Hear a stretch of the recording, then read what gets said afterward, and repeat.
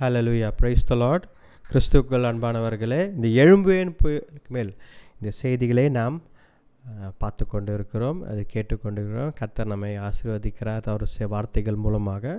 இன்றைக்கு கூட பாருங்கள், நாம் லூக்கா எழுதின சுவிசேஷம் அதில் 24ஆம் அதிகாரம் அதில் வசனம் 41ஆம் வசனத்தில் ஆண்டவர் உயிர்த்தெழுந்த ஆண்டவர், ரைட்டா, உயிர்த்தெழுந்த ஆண்டவர் அவர் சீஷர்கள் மத்தியில் அப்பியர் ஆகிறார், காட்சியளிக்கிறார். அப்போ காட்சியளிக்கும் போது அவர்கள் எல்லாம் பயந்து ஏதோ ஒரு ஆவி என்று சொல்லி என்ன பண்ணுறாங்கன்னா பயந்து போகிறாங்க எல்லாரும். இது ஏதோ கோஸ்ட் போல இருக்குது அப்படின்னு.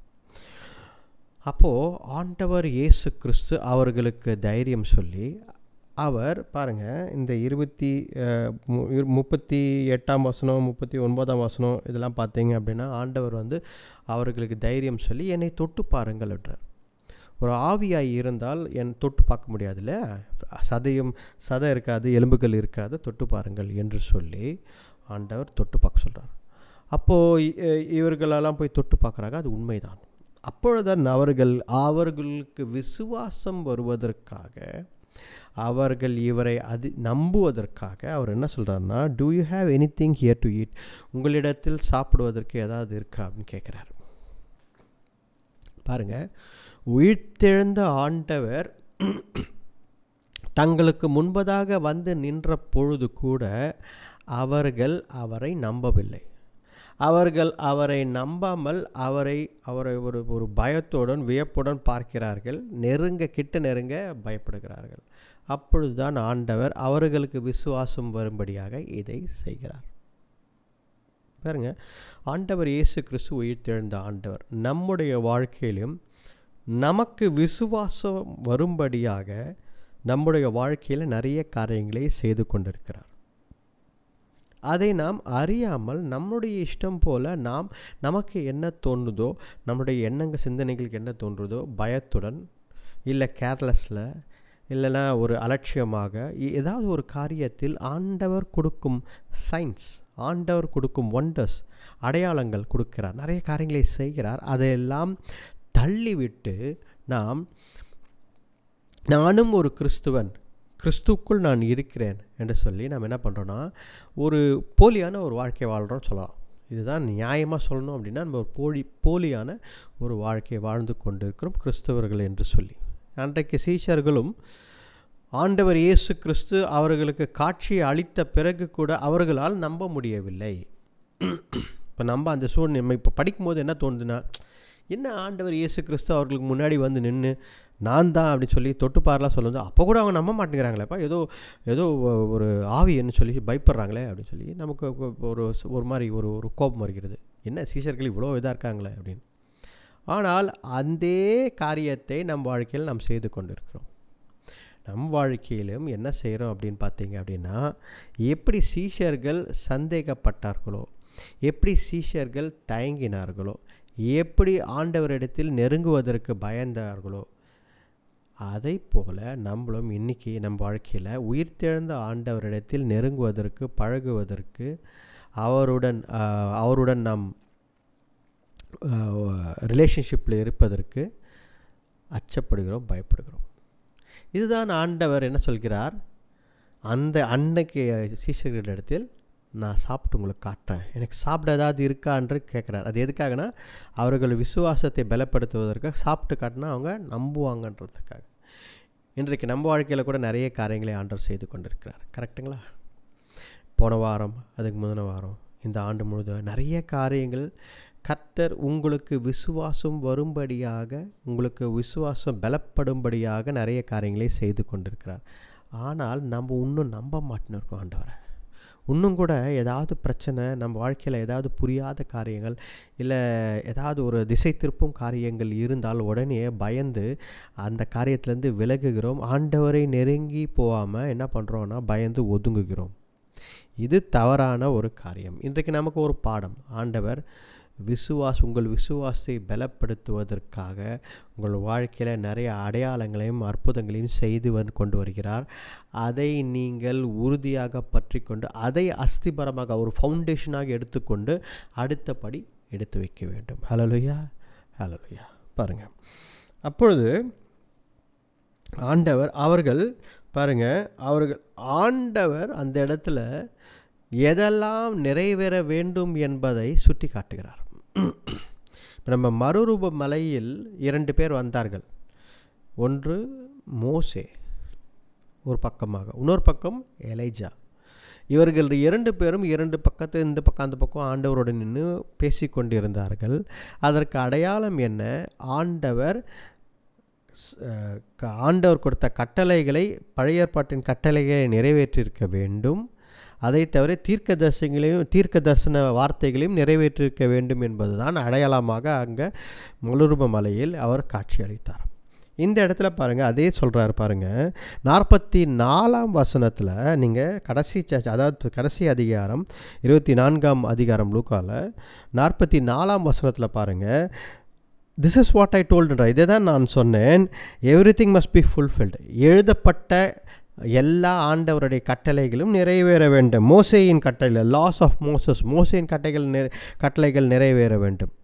அதை தவிர தீர்க்கதரிசியின் வார்த்தைகளும் சங்கீதங்களும் நிறைவேற வேண்டும் என்று ஆண்டவர் சொன்னார். அன்றைக்கு உயிர்த்தெழுந்த ஆண்டவர் இதை எதை குறித்து சொன்னார் என்றால், இதுக்கு தான் முதலே அவர்கள் மறுரூப மலையிலே அதை காட்சி அளித்தார். அப்போது ஆண்டவர் அவர் வாழ்க்கை முழுதும் கர்த்தருடைய வார்த்தை எல்லாம் நிறைவேற வேண்டும். அது அவர் கட்டளைகளாக இருந்தாலும் சரி, மோசே கட்டளைகளாக இருந்தாலும் சரி, தீர்க்க தரிசனமாக இருந்தாலும் சரி, சங்கீதமாக, எந்த ஒரு வார்த்தை பிதாவின் இடத்தில் வந்திருந்தாலும், இந்த வேதத்தில் இருக்கிறது பிதாவின் வார்த்தை எது இருந்தாலும் அது எல்லாம் அப்படியே நிறைவேற வேண்டும் என்பது கர்த்தருடைய சித்தம். இயேசு கிறிஸ்து அதை நிறைவேற்றினார். அதை தான் சொல்கிறார்.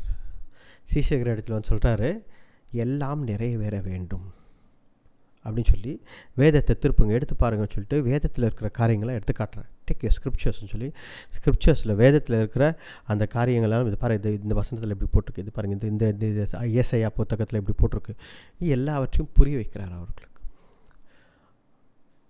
அப்போ பாருங்கள், நம்ம வாழ்க்கையில் கூட ஆண்டவருடைய சித்தம் நிறைவேற வேண்டும் என்றால் நமக்காக அவர் ஒரு காரியத்தை வைத்திருக்கிறார்.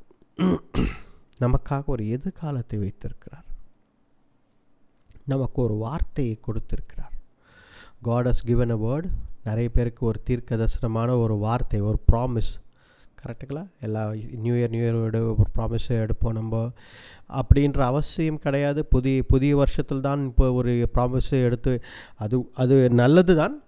புதிய வருடம் ஆரம்பிக்கும் போது ஒரு ப்ராமிஸ் வேர்டோடு எடுக்கிறது நல்லது தான், அது தவறு கிடையாது. ஒவ்வொரு மாதமும் ஒரு வார்த்தை எடுக்கலாம், ஒவ்வொரு நாளும் ஒரு ப்ராமிஸ் வேர்டு எடுத்துக்கொள்ளும், அதுக்கு ஒரு தடை கிடையாது. ஆனால் வார்த்தை, ஆண்டவர் கொடுக்கும் வார்த்தை உங்கள் வாழ்க்கையில் கிரியை செய்ய வேண்டும், அதுதான் முக்கியம். அதை தவிர ஆண்டவர் சொல்லப்பட்ட தீர்க்க தரிசன வார்த்தைகள் அதுவும் நிறைவேற வேண்டும். ஹல்லேலூயா. 2 காரியங்கள். கர்த்தருடைய வார்த்தை நிறைவேறணும், கர்த்தருடைய தீர்க்க தரிசனங்கள் நிறைவேற வேண்டும் என்றால் நீங்களும் நானும் எப்படி அதுக்கு ஒரு டூலாக, ஒரு கருவியாக இருக்க முடியும்? முதல் நம்ம வாழ்க்கையில் நிறைவேற வேண்டும். 2வது கர்த்தருடைய ராஜ்யத்தின் காரியங்கள் நிறைவேற வேண்டும். புரியுதுங்களா? 2 காரியங்கள். there are 2 things. நம் வாழ்க்கையில் ஃபஸ்ட்டு கர்த்தர் சொன்ன வார்த்தை, சித்தம், அவருடைய சித்தத்தின்படி கர்த்தருடைய வார்த்தைகள், தீர்க்க தரிசனங்கள் எல்லாம் நிறைவேற வேண்டும். has it been fulfilled? உங்கள் வாழ்க்கையில் கர்த்தருடைய கொடுத்த வார்த்தை, கர்த்தர் கொடுத்த தீர்க்க தரிசனம் எல்லாம் நிறைவேறி இருக்கிறதா? ஒன்று பார்த்து கொள்ளுங்கள். 2வது கர்த்தருடைய ராஜ்யத்துக்குரிய காரியங்கள், ரைட், உங்கள் வாழ்க்கைக்கு சம்மந்தப்பட்டதாக இருந்தால் ரொம்ப நல்லது.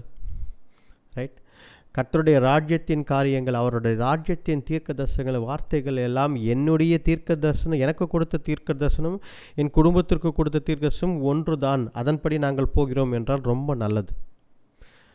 ஏனென்றால் all that is for the kingdom of God is applies to you also அப்படின்னு சொல்லிடலாம். அப்போ அதுவும் நம் வாழ்க்கையில் நிறைவேறுதா? நம்ம அதுக்கு ஒரு கருவியாக இருக்கிறோமா? கர்த்தருடைய ராஜ்யத்தின் காரியங்கள் நிறைவேற நாம் ஒரு கருவியாக இருக்கிறோமா என்று பார்க்க வேண்டும். Are you tool? ஒரு வாழ்க்கை, நம்ம வாழ்கிற வாழ்க்கை சரியாக இருக்க வேண்டும், நேர்மையாக இருக்க வேண்டும், கர்த்தருக்கான ஒரு வாழ்க்கையாக இருக்க வேண்டும். இதுதான் நாம் தினந்தோறும் நாம் கற்றுக்கொள்ள வேண்டும். Right? Every minute, every second, ஒவ்வொரு நிமிடமும் நம் வாழ்க்கையில் ஆண்டவருக்கேற்ற பிள்ளையாக நாம் வாழ வேண்டும். தாவீதை பார்த்து ஆண்டவர் சொல்கிறார், நான் எதை விரும்புகிறேனோ அதை தாவீது செய்வான் என்ற ஒரு பெரிய வார்த்தையை சொல்கிறார். எனக்கு ரொம்ப ஆச்சரியமான ஒரு வார்த்தை. எனக்கும் ரொம்ப அது என் கான்ஷியஸ்னஸை, என்னுடைய கான்ஷியஸ்னஸ் அது ரொம்ப பிரிக்காச்சு. என்ன அப்படின்னா, கர்த்தருடைய வார்த்தை என் வாழ்க்கையில் நிறைவேற வேண்டும் என்று. அல்லேலூயா. பாருங்க, தாவீதை பார்த்து ஆண்டவர் இந்த வார்த்தையை சொல்கிறார் என்றால் தாவீது மேலே எவ்வளவு நம்பிக்கை இருந்தது. தாவீது என் வார்த்தையை அப்படியே நிறைவேற்றுவான் என்று சொல்லும் பொழுது அவர் தாவீது மேலே எவ்வளோ ஃபெய்த்ஃபுல்னஸ் வச்சுருந்தார். அப்படின்னு தாவீது எவ்வளோ ஃபெய்த்ஃபுல்லாக இருந்தான் ஆண்டவருக்கு.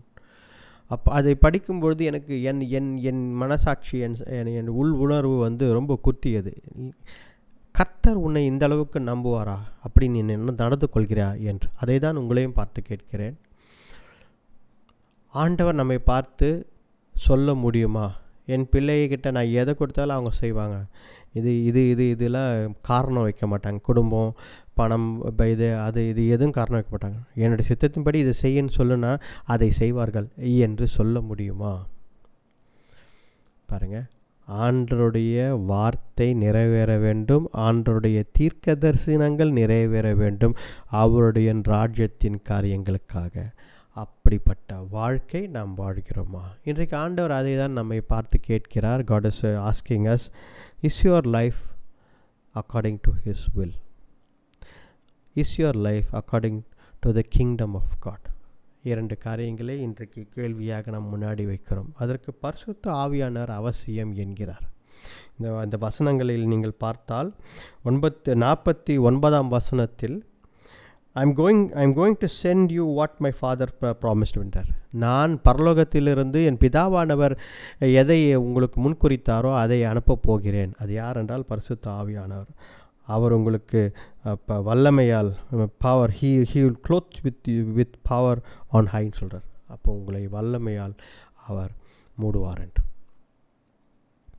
கர்த்தருடைய ராஜ்யத்தின் கூறிய காரியங்கள் நீங்கள் நிறைவேற்ற வேண்டும். கர்த்தருடைய சித்தத்தை உங்கள் வாழ்க்கையில் நிறைவேற்ற வேண்டும் என்பது உங்கள் வாழ்க்கையில் ஒரு குறிக்கோளாக இருக்குது என்றால் நிச்சயமாக பரிசுத்த ஆவியான வழி நடத்தல் அவசியம். அதை தான் முடிக்கிறார் அந்த வசனத்தில். அது சாப்டரை முடிக்கிறார் அதில் தான். ஏன்னா இந்த உலகத்தில் நம்மை வழி நடத்துவதற்கு ஆவியானவருக்கு தான் அந்த அறிவும் ஞானம் ஆற்றலும் உண்டு. நான் எப்படி வேணால் வாழ்வேன், இது என்ன நீங்கள் சொல்கிறது? கர்த்தருடைய சித்தத்தை என் வாழ்க்கையில் நிறைவேற்றணும், அவருடைய ராஜ்யத்துக்கு காரியத்தை செய்யணும், என் வாழ்க்கையை என்னால் வாழ முடியாதா? எனக்கு என்ன தோணுது அது வாழ முடியாதா அப்படின்னு நீங்கள் கேட்டிங்கன்னா அதுதான் சுயம். இது என்னங்க ரொம்ப போச்சு, நான் நினைக்கிறத ஆசைப்படுறத வாழக்கூடாதா சுயம் சொல்லிடுறீங்களே அப்படின்னா, நீங்கள் உண்டாக்கப்பட்டது ஒரு பர்பஸ். நீங்கள் கிறிஸ்துவாக இருப்பது ஒரு பர்பஸ் இருக்கு இல்லைங்க. நியாயமாக பாருங்கள், நீங்கள் கிறிஸ்தவர்கள் என்றால் உங்களுக்கு ஒரு பர்பஸ் இருக்குது வாழ்க்கையில். கர்த்தர் உங்களை உருவாக்கி இருக்கிறார் என்றால் அதற்கு ஒரு காரணம் இருக்கிறது. அந்த காரணத்தை அதில் பயணம் செய்து அதை முடிக்க வேண்டாமா? பரலோகத்தில் நாளைக்கு போய் கர்த்தர் இடத்தில் நிற்கும் பொழுது ஆண்டவரிடத்தில் என்ன போய் சொல்ல முடியும்? என் வாழ்க்கையை வாழ்ந்த ஆண்டவரே, எனக்கு என்னென்ன தெரியுதோ அதெல்லாம் வாழ்ந்த ஆண்டவரே, நான் சந்தோஷமாக இருந்தேன், வாழ்ந்தேன், ஏன்னா ஜெபம் பண்ணுவேன், பைபிள் படிப்பேன், சர்ச்சுக்கு போவேன், இது போதாதா ஆண்டவரே அப்படின்னு கேட்டால் ஆண்டவர் கேட்க மாட்டாரா திருப்பி? நான் உன்னை உலகத்தில் உண்டாக்கி அமிச்சதே ஒரு காரணத்துக்காக தான். அந்த காரணம் நீ எதுவுமே செய்யலையே, உனக்குன்னு ஒரு ஒரு ஒரு ஒரு பர்பஸ் வச்சுருந்தேன் வாழ்க்கையில், அதை நீ எதுவுமே நிறைவேற்றலையே, உனக்கு என்ன தோணுதோ அதை செஞ்சு முடிச்சுட்டு நீ பாட்டு நீங்கள் நிற்கிறியே கேட்க மாட்டாரா? அப்போ போய் சொல்ல முடியுமா, ஆண்டவர் நீங்கள் சொல்லியிருந்தால் நல்லா இருக்குமேன்னு? வேதத்தில் எழுதப்பட்டிருக்கிறது. ஆவியானவர் இருக்கும்பொழுது ஆவியானவர் உங்களுக்கு வழி நடத்துகிறார், நீங்கள் விசுவாசிக்கிறீர்கள் என்றால் ஆவியானவர் உங்களை கர்த்தருடைய சித்தத்தின்படி நடத்துவார், அவருடைய ராஜ்யத்தின் பணியில் உங்களை நடத்துவார். ஹல்லேலூயா. ஒரு காலம் உங்கள் சுயத்தை நீங்கள் வெறுக்காமல் அதை செய்யவே முடியாது. அதனால் இன்றைக்கு நமக்கு ஒரு பாடம், இன்றைக்கு நமக்கு ஆண்டவர் கொடுக்கும் வார்த்தை இதுதான். சுயத்தை வெறுக்காமல் பரிசுத்த ஆவியானவரை பெற்றுக்கொண்டாலும் கூட நீங்கள் சுயத்தை வெறுக்காமல் இருந்தால் சுயத்தின் காரியங்களை தான் உங்கள் வாழ்க்கையில் செய்வீர்கள். அதை தான் வேண்டாம் என்கிறான். இன்றைக்கு நன்றாக தெரிந்து கொள்ளுங்கள், கர்த்தர் நமக்கு தெளிவாக பேசிக்கொண்டிருக்கிறார். நாம் சுயத்தின் காரியங்களை, சரீரத்தின் காரியங்களை, உலக பிரகாரமான காரியங்களை நாம் வாழ்க்கையில் செய்து கொண்டிருக்கிறோம். எதற்காக ஊழியம் செய்கிறோம், எதற்காக கிறிஸ்துவனாகி இருக்கிறோம், என்ன நம் வாழ்க்கையில் செய்கிறோம் என்ற கொஞ்சம் கூட அந்த உணர்வு இல்லாமல் நாம் வாழ்கிறோம். இது ஒரு கவலைக்குரிய ஒரு கவலைக்குரிய ஒரு உலகமாய் மாறிக்கொண்டிருக்கிறது. மகனே நல்லா தெரிஞ்சுக்குங்க, ஆண்டவர் உங்களுக்கு ஒரு சித்தத்தை வைத்திருக்கிறார். அதை சரியாக சின்சியராக செய்ய வேண்டும். என்னால் முடிந்தவரை நான் அதை செய்து கொண்டிருக்கிறேன். நான் பர்ஃபெக்ட் நான் சொல்ல வரல, ஆனால் ஆவியானவர் பலத்தினால் எதெல்லாம் எனக்கு உணர்த்துகிறாரோ அதெல்லாம் கர்த்தருடைய ராஜ்யத்தின் விரிவாக்கத்திற்காக செய்து கொண்டிருக்கிறேன். அதை தவிர அவர் என் வாழ்க்கையில் நான் சாட்சியாக நிற்க வேண்டும் என்பதற்காக எதெல்லாம் சொல்கிறாரோ அதை முடிந்தவரை நான் செய்து கொண்டிருக்கிறேன் எனக்காக. ஏனென்றால் அது கர்த்தருடைய சித்தமாய் இருக்கிறது. பாருங்கள், இதை நாம் ஒப்பு கொடுத்து, நம் சுயத்தை ஒப்பு கொடுத்து, ஆண்டவரே என்னுடைய வழிகள் அல்ல, என்னுடைய வழிகள் தவறாக சென்று கொண்டிருக்கு, என்னுடைய வழிகள் அல்ல, ஆண்டவருடைய வழிகளே சரி என்பு அதை ஒப்புக்கொண்டு நடப்பதற்கு ஆவியானவர் வழிநடத்தல் தேவை. அதுதான் கடைசியாக ஆண்டவர் முடிக்கிறார். நான் என் பிதாவிடத்தில் போகிறேன், அவரிடத்திலிருந்து உங்களுக்கு ஒரு தேற்றவாளனை அனுப்புவேன். ஆண்டவர் நமக்குள்ளே வாசம் செய்கிறார். ரைட், ஆண்டவர் நமக்குள்ளே வாசம் செய்கிறார். அவர் வாசம் செய்கிறார். அவர் ஞானத்தை கொடுக்கிறார், அறிவை கொடுக்கிறார். பிதாவின் இருதயத்தின் ஆழத்தை அறிந்தவர் ஆவியானவர் ஒருவரே. அவர் நமக்கு சரியான வழியை காட்டுவார். இன்றைக்கு கர்த்தருடைய பிள்ளைகளாக நாம் ஜீவிக்க வேண்டும், கிறிஸ்தவர்களாக ஜீவிக்க வேண்டும் என்றால் நம்முடைய பர்பஸ், நம் காலத்தை முடிக்கும் பொழுது முன்பதாகவே கர்த்தர் நமக்கு கொடுத்திருக்கிற தீர்மான திட்டத்தை நாம் முடிக்க வேண்டும் என்றால் ஆவியானவர் பலத்தில் தான் முடிக்க வேண்டும். அந்த உறுதி நமக்கு வேண்டும். தாவீதை போல ஆண்டவர் எதை கொடுத்தாலும் நான் செய்வேன் என்ற உறுதி நம் வாழ்க்கையில் வேண்டும். விசுவாசம் வேண்டும். ஆண்டவர் நமக்கு விசுவாசத்தை பலப்படுத்த நிறைய காரியங்களை வாழ்க்கையில் செய்து கொண்டிருக்கிறார். அந்த விசுவாசம் நமக்கு வேண்டும். அல்லேலூயா. நாம் கர்த்தருடைய வார்த்தையை பெற்றுக்கொண்டு இந்த வாரத்தில் சரியாக அவருடைய சித்தம் என்னவோ அதன்படி ஆவியானவர் வழிநடத்தல்படி walk and be led in the spirit என்ற வார்த்தையின்படி சரியாக நடப்போம். எல்லாம் கண்களை மூடி ஜெபிப்போம்.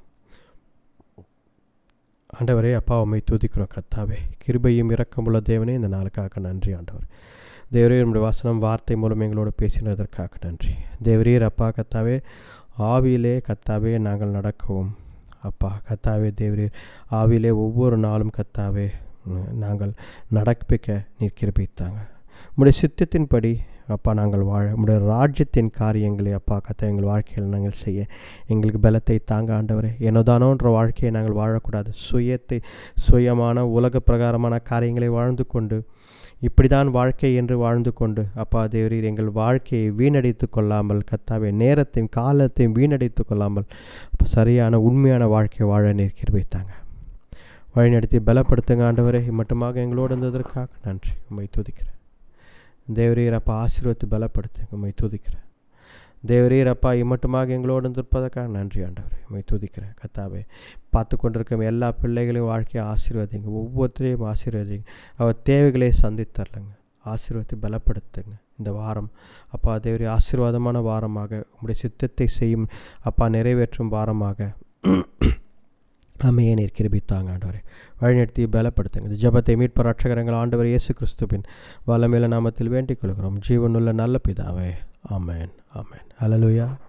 Price the Lord, praise the Lord.